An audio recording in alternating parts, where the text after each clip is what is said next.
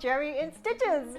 And today we're gonna learn how to draft and sew a gathered tier dress, which is going to be the perfect outfit for the summer. Just before we start, let's do a little bit more dancing because sewing and dancing go well together.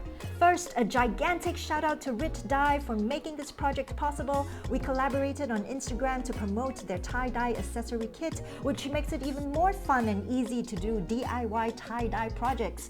The fabrics you see here were dyed with the kit and Rit Dye colors that have to be purchased separately, and my daughter and I had loads of fun dyeing and then sewing up our dresses for summer.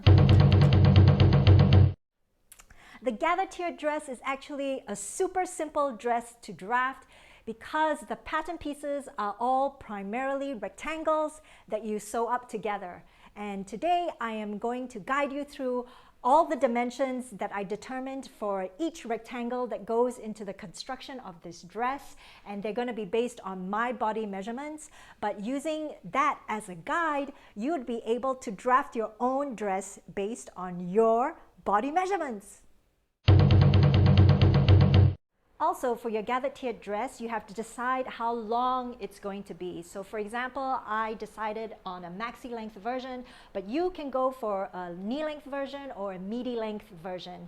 And from that length, we need to come to two other decisions about the gathered tiers. One is the height of each gathered tier, and the other is how many tiers you're going to have. So for example, I went for an equal height for all my 4 tiers to keep it simple.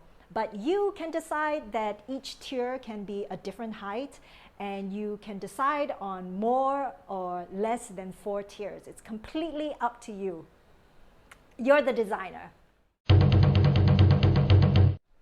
The last decision that you have to make for your gathered tier dress before we go ahead and draft it is to decide how much volume you want your gathered tier dress to have. So this volume is created by the widening circumferences of the gathered tiers as you move down towards the hemline. So what I mean is this.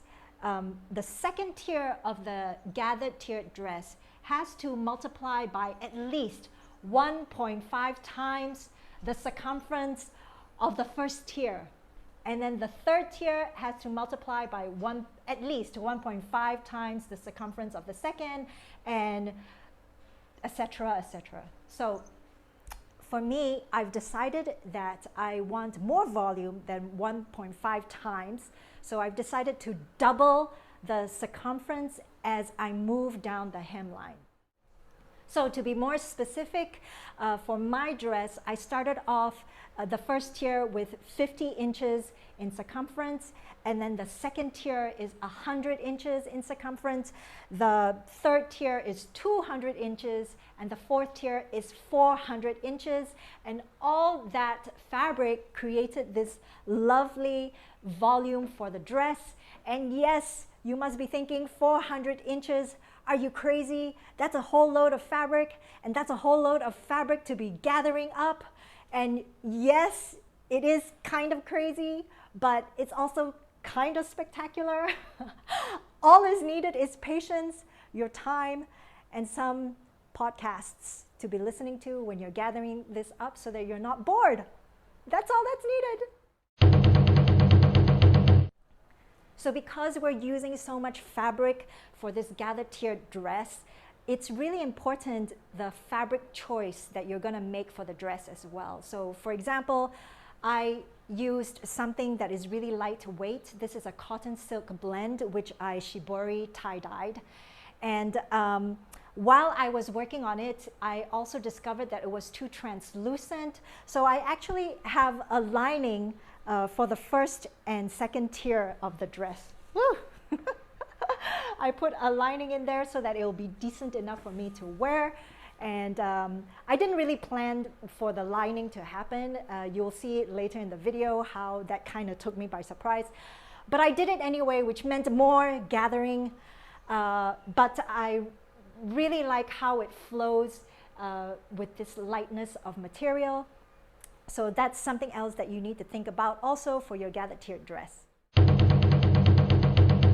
So how much fabric did I use exactly for this creation, including the lining of the dress? Well, it's a whopping 5.5 meters of a fabric that is 54 inches wide. But don't let that put you off, because here's an idea. The different gathered tiers can actually be made up of different fabric scraps that already exist in your scrap box, which would make this a great recycling project. And also, this dress has potential to be a zero waste project as well, because out of the 5.5 meters, this is all the waste that came out of it. Yes, all 5.5 meters is actually there on the dress itself. And these scraps were mainly cut out just to straighten the lines of the rectangles. So, hey, this can be a great recycling project or a zero waste project. For the zero waste project to happen, you just need to be a little bit of a jigsaw puzzle Tetris magician to make sure that the rectangles fit on the fabrics that you have. The only measurement that I took for my gathered tier dress is my high bust measurements, and you can determine that by putting your measuring tape right underneath your armpit and taking a measurement there. And for me, it's 32 inches, and this measurement is needed to determine the measurements of the front bodice band and the back bodice band. So you want to go ahead and take down that measurement for you, and we're going to half that measurement, which means 32 divided by 2 is 16 inches. So this is my front bodice band. It is 16 inches plus another inch, taking into consideration that we're going to use a ½ inch for the side seams as seam allowance. So this is 17 inches wide for my front bodice band, and the height of this eventually on the dress would be 2 inches wide, but we have to add seam allowances on the top and the bottom, which makes this rectangle 2 3/4 inch tall. Okay, so front bodice band, 17 inches, 2 3/4 inch tall. In order to get in and out of the dress, we're basically pulling it over our heads, which means that the back bodice band is also going to be an elastic band casing so that it can be easily done. Okay, so this is going to be much wider than the front bodice band. And the way to determine the dimensions of the back bodice band is to use half of your high bust measurement. Remember, for me, it's 16. And using that measurement, we're going to multiply that by 1.5 times. So that would turn out to be 24 for me. And I'm going to add 1 more inch so that we can accommodate the ½ inch seam allowance for the side seams. So the dimensions of the back band bodice for me is 25 inches. And it's going to be the same height as the front bodice band, which is 2 3/4 inch. Yes! So for our gathered tier dress, so far we have 2 rectangles cut out, one for the front bodice piece and one for the back bodice piece. And you want to go ahead and cut 1 more of each so that they will become the facing pieces. Now I've gone ahead and applied fusible interfacing for my front bodice piece and for my back bodice piece, just because these are really lightweight fabrics, and because they're going to be holding a lot of weight, a lot of fabric below it, I thought I should strengthen these 2 fabric pieces.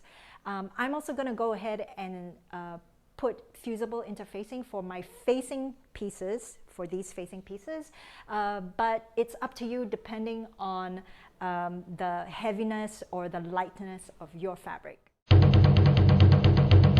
The next rectangle that we're going to tackle are for the shoulder straps, and I've decided that I'm going to make them adjustable by tying them on the shoulder like this. So I would need 4 of these shoulder strap pieces, and the length of them for me, I just basically eyeballed it and estimated like how long it's going to be, and it is 17 inches long, and the width of this is 3 3/4 inches, so that the eventual shoulder strap is going to be 1.5 inches wide, and I've taken into account 3/8 of an inch for seam allowances for this shoulder strap. So I'm going to go ahead and explain how to do this, because you can just prepare these shoulder straps so that they'll be ready for sewing later. Basically, you put right sides together. And oh, notice that I've also applied fusible interfacing to all of these shoulder straps because they are weight bearing and I wanted to strengthen them, and because of the lightweight material that I'm using.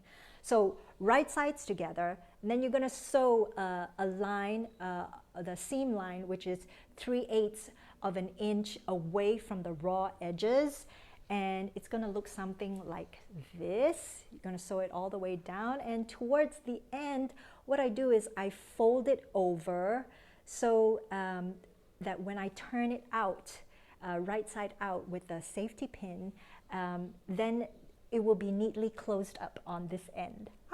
So in the end, it's going to look like this. See, it's like, and also I put top stitching all the way around so that the strap doesn't shift, and I sew on the top stitching after I've pressed them. So go ahead and make all 4 of your shoulder straps, and they're going to be used later when we attach the front and back bodice bands to the facings. This is going to be in between the facing and the bodice bands. Okay, so the next rectangle to tackle are for the first gathered tier. And basically, the length of these rectangles are going to be the same as your back bodice band, which is, for me, 25 inches long. And the height for my gathered tiers, I've decided they're going to be 10 inches tall. So you want to cut up whatever height your gathered tier is going to be, and don't forget to add in seam allowances for the top of the gathered tier and also for the bottom of the gathered tier. Okay, so 2 pieces for the front and for the back. Okay, I'm going to quickly go over the dimensions of the rectangles that are required for the 2nd, 3rd, and 4th tiers of my gathered tier dress. Now remember that the height of all of them is the same throughout, which is 11 inches tall, right? Just like the first tier. And since the first tier had the dimensions of 25 inches wide and 11 inches tall, then the 2nd tier is going to be 50 inches wide, and you want to cut 2 of those, one for the front and one for the back. And for the 3rd tier, it's going to be 100 inches wide. Again, cut 1 for the front, 1 for the back. And for the 4th tier, it's going to be 200 inches wide, 1 for the front, 1 for the back. And those are all the rectangles. Sometimes we just don't have it in our fabric stash, a piece of fabric that is long enough to accommodate the wide circumferences that are required for these gathered tiers. So here's an idea. You can actually cut up these rectangles into more sizable chunks and then join them at the seams so that they will make up 200 inches that you need, or 400 inches that's required for the circumference of the last gathered tier, for example. And actually this is exactly what I did with my gathered tier dress, because to begin with I actually didn't have 5.5 continuous meters of fabric to cut up. They were already cut up in order for effective tie-dye to happen. So for example, the 3rd tier was made up of 4 rectangles, and the 4th tier was made up of 8 rectangles put together. So have no fear, you can work around this. And again, I want to remind you that this is also a very good scrap busting or patch working or recycling project, and you can let your imagination go wild, and it's a great boho style for this kind of pattern mixing or print mixing to happen. Okay, in the making of my gathered tier dress, we are now at the point where we're putting the rectangles together. So here's the back bodice band attached to the first tier of the dress. Now this eventually is going to be gathered up because the back band is also an elastic band casing, and once the elastic band is installed into the dress, then this will also gather up. And this is the front bodice band, and you can see that the first tier has been gathered up before it's been attached to the front. So it's going to look something like this. And now that we have these two pieces together, both front and back, we're going to join them at the side seams like this, right sides together. We're going to sew up this seam, and then we're going to finish the seam, press the seam, preferably towards the back of the dress. And at this point in time, I've also got all my shoulder straps done, and I'm also going to go ahead now with the facing pieces of the front and back bodice band to also attach them together at the side seams at both ends with right sides together. So those are all the things that I'm going to get done right now. Okay, now the front and the back bodice bands have been attached together with the first gathered tier of the dress. Yippee-yi-yay! And now I'm ready to attach the second gathered tier to the first tier.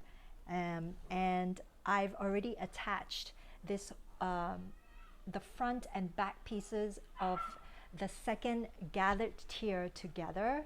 So it actually looks like a lot of fabric, which it already is. I'm sewing on 2 parallel rows of gathering stitches within the seam allowance, and there shouldn't be any back stitching when we start and end off these rows of gathering stitches. The first row is just shy of 1/4 inch away from the raw edge, and make sure that your stitch length is set to the highest possible setting on your machine. For me, that is number 4, and that the thread tension is lowered from the regular tension. It is preferable to sew gathering stitches with the right side of the fabric facing up, because the stitches on the bobbin side is sewn on looser, and therefore it is much easier to pull on the threads when you're gathering up the fabric. Another tip is to make sure you have enough thread in the bobbin and your top spool whenever you're sewing on these gathering stitches, because it's a real bummer if you run out in the middle, which means you have to take out the seam ripper and undo the stitching and start all over again. One huge tip when you're gathering up a long piece of fabric is to section off the gathering stitches. So you see I am approaching one of the side seams of the second tier, and I will end off one set of gathering stitches at this side seam. This means that the gathering stitches are divided between the side seams instead of running the whole circumference of the dress.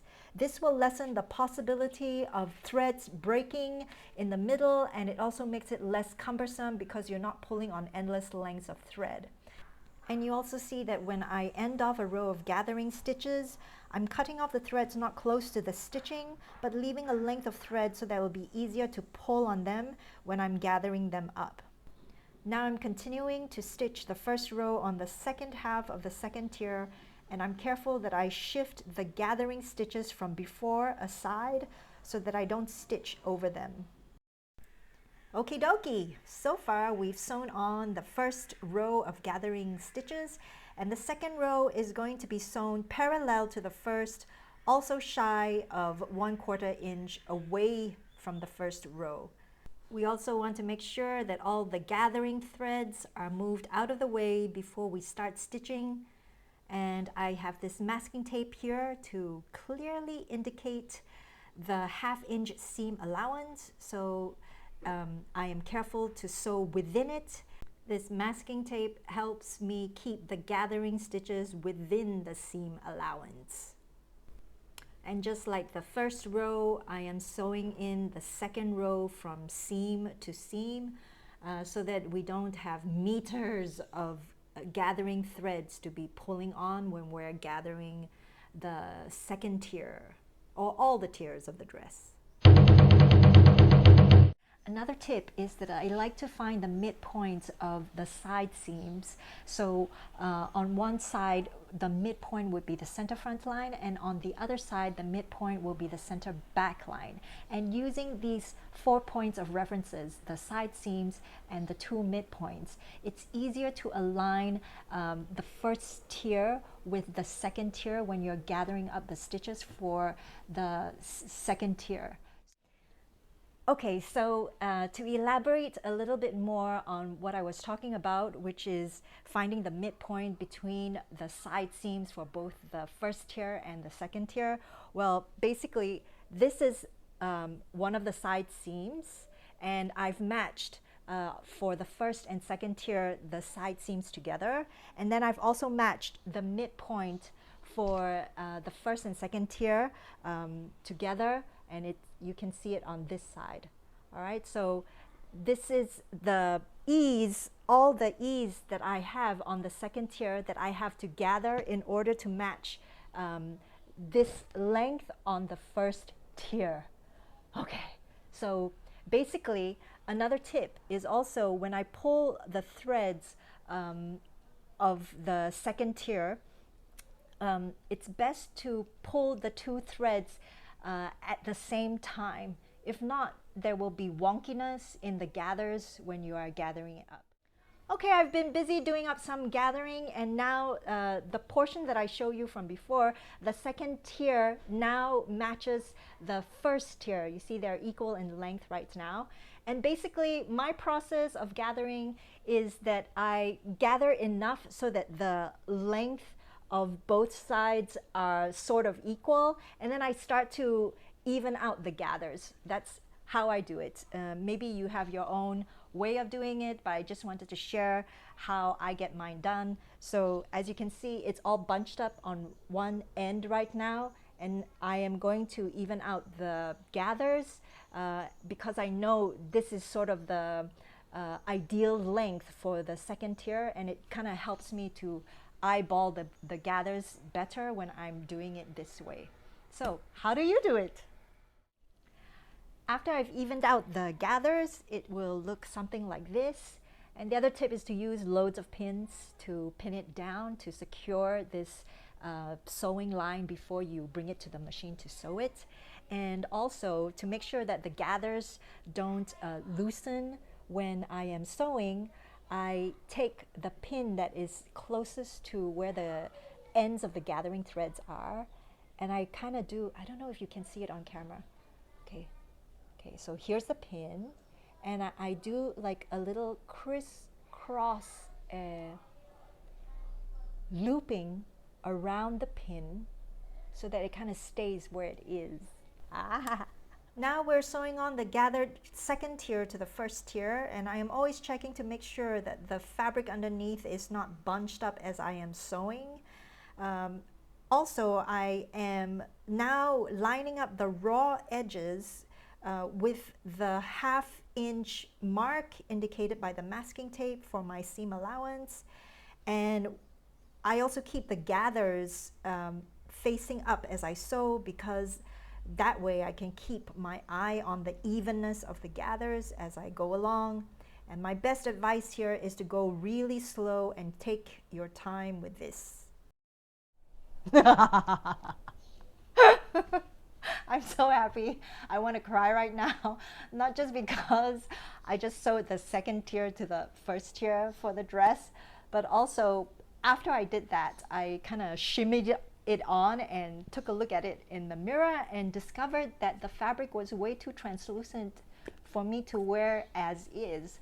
So I had to sew up a whole lining consisting of the same first tier and second tier, gathered both up, and I hand basted it to the facing so that I can move on to the next step. So I did all that, and I'm just so happy I put it on and now it's decent enough for me to wear out. And I've decided that the third and fourth tier wouldn't need a lining because anyway it's gonna be below my butt line, the line of my undies, so it's not so important. I can show some leg, it's all right. And also because there's going to be double the amount of gathers, and it probably won't need a lining at that point in my below my legs. So now it's time to put on the facing. Before we sew on the facing for the back and front bodice bands, we first need to attach the shoulder straps to the front and the back bodices. Now, you want to base them within the seam allowances, and it's easy to locate the position of the front straps because you can just look in the mirror, and I advise or I suggest to wear your favorite bra if you're going to be wearing a bra with the dress, and where the bra straps hit would be a good location for your front straps. It's a little bit trickier to determine the position of the back straps because at this point in time we don't really know how the elastic band is going to affect where the positions are going to be. So I basically cheated. I used another dress which has an elastic band casing and straps, and I measured how far those straps are from the center back, and for me it is 4.1/4 inch from the center back line for to help me position where the back straps are going to be. So that's the only advice I have for you.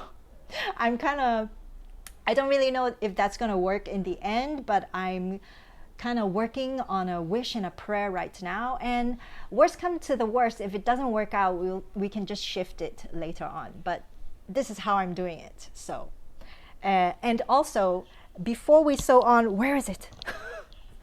Before we sew on the facing to the front and back bodice bands, I suggest drawing in the seam line for the bottom edge and then pressing that under wrong sides facing, and that would prepare the bottom edge to be attached to the dress.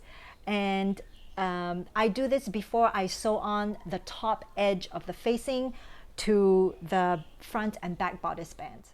Sandwiching the straps in between, I have pinned the facing to the front and the back bodice bands. So this is the front and back bodice bands, and this is the facing.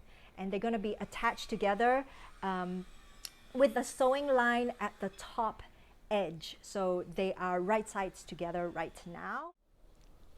Here we are. The facing is now attached to the front and back bodice bands, and right now what you want to do is to understitch the facing to the seam allowance. So basically what you do is just fold that, and you can take it to the iron if you want, and press it with the seam allowance on the side of the facing, and we're gonna stitch a line very close to the seam line, and that would make sure that the facing is gonna stay on the reverse side of the dress. So understitching, here we go. Okay, so I have understitched the facing to the seam allowances, and I folded it over and I pressed it so that the wrong sides of the facing and the bodice bands are towards each other right now. There is also the option here to top stitch the top edge of the bodice band before installing the elastic band. Basically, the plan is to sew on just one end of the elastic band on the side seam of the back band bodice. I made a huge mistake sewing in the elastic band into the front bodice band instead of the back bodice band. So you see me holding up something that you shouldn't be doing. what you should be doing is to sew one end of the elastic band into the side seam so that the other end is ready to be fed through the back bodice band. And at this point in time, I also pin a safety pin to this other end before encasing the elastic band in this channel. Okay, at this point in time, after top stitching and after inserting the elastic band on inside one of the side seams, I've also pinned and hand basted the bottom edge of the facing to the dress. And this is basically encasing the elastic band inside. On the other end of the elastic band, remember there's the safety pin, it's in here. And if we move on that end towards the front bodice band, this is where I stopped basting. So there's like a open, there's an opening here so that when I move the elastic band towards the side seam, I'll be able to take it out from here. And I hand basted it because I just prefer to do it this way. It's better than dealing with pins when I'm trying to stitch in the ditch, the facing to the dress. So right now I'm gonna, as I said, I'm gonna stitch in this ditch so that I can attach the facing to the dress. I've stitched in the ditch, and the channel created by the facing for the front and back bodice is sewn on, except for those 2-3 inches to create this opening for the other end of the elastic band to come through. So let's see how long this takes me. I'm going to move the elastic band through now. This took quite a while, so I'm speeding up the video so that you don't have to watch me struggle through this. But take it easy, take it slow. The elastic band will come out in the end. Okay, make sure when you're taking out the safety pin that the elastic band is not gonna slip back in the other way. And basically now it's just a matter of, what should I use? Okay, I'll use a smaller safety pin. I'm gonna pin it and do a quick fitting to make sure that it fits. And if it does, then I'm going to secure it. Okay, so after the fitting, I determined how much elastic was needed inside the elastic band channel. And then I cut off the excess and I pinned it. And from the right side of the dress, I sewed it, stitching in the ditch into the side seam. And after that, I also closed up the opening that was left open so that the elastic band can come through. And after that, I also sewed down in the middle of the elastic band channel a zigzag line so that the elastic band does not shift inside the elastic band channel. And I'm going to quickly show you that on my machine. So I want to make sure that everything is lined up before I do that. And I have the stitch width at 3 and the stitch length at 3 for my zigzags. And the needle is down, the presser foot is down. And when I start, I'm already going to pull on the elastic band so that the fabric is doesn't have any gathers. And make sure that the needle is down. Okay. And then I'm gonna shift it and readjust it. Okay, and then I'm gonna pull again and make sure that it's taut and go right down the line like this. And if you have to stop, make sure the needle is down. And I'm gonna adjust the elastic band inside the casing before I move on, making sure that it's okay. And here we go again. I'm going to pull it taut and sew down that zigzag line. Needle is down. So I think you're getting the idea, and I'm going to make the video go faster now as I head towards the other side seam. I just want to show you this little bit of back stitching that I'm doing before I end off, and there you go. The elastic band is installed. Aha! the top half of the dress is pretty much done. What's left for me to do is to add on the third and the fourth tier of the gathered tier dress. And that is actually going to be quite time consuming. It takes a lot of patience to gather up so much fabric, but there's really nothing new to show you here. You just kind of put on another tier and another tier, just like you put on the second tier to the first tier. And I'm gonna go get that done, and the next time I see you, I'm probably gonna be modeling it. Hey, I'm not quite finished with my dress yet. I've only put on the third tier, but I wanted to show you what it looks like and show you the volume of the dress for now. Look, it has twirl potential, lots of it. Okay, so I stopped at this point because I wanted to show you the fourth tier and how much fabric that is. If you keep doubling or multiplying the length, I just wanted to show you what it looks like. It's like there's all this fabric that I have to sew on for the fourth tier. Oh my God.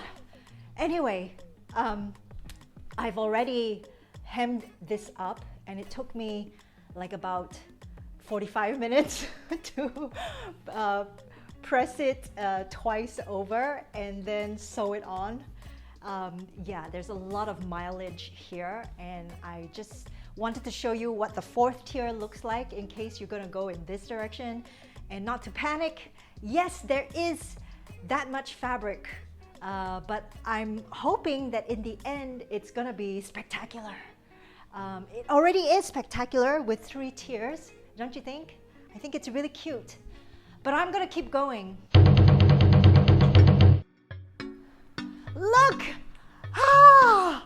Finally, after days of gathering up the last tier of this dress. Actually, it wasn't days, it was more like 2.5 hours, which actually went much faster than I anticipated.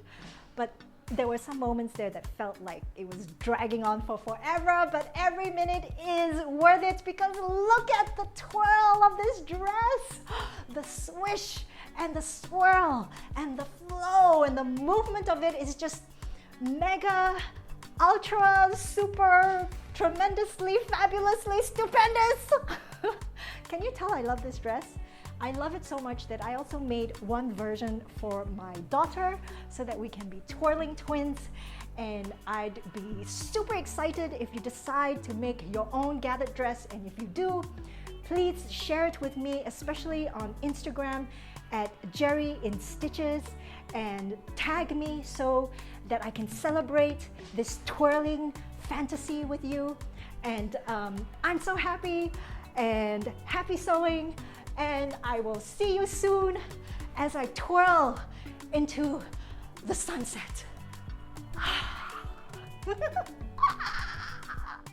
Progressively, the tiers are gonna keep getting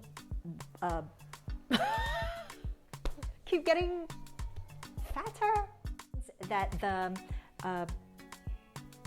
yeah, this arm are the shoulder, so that the elastic band would, oh God.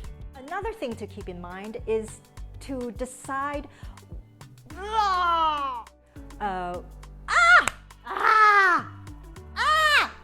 and 2 inches and 3/4 inch tall, and 11 inches tall, wide, tall, length, and 3/4 of an inch. It would be 16 inches plus half of 16 times 1.5. We're gonna okay, I've been busy doing up some I've been busy gathering up some gathers, and the second tier, the last decision. The last decision oh God, What decision?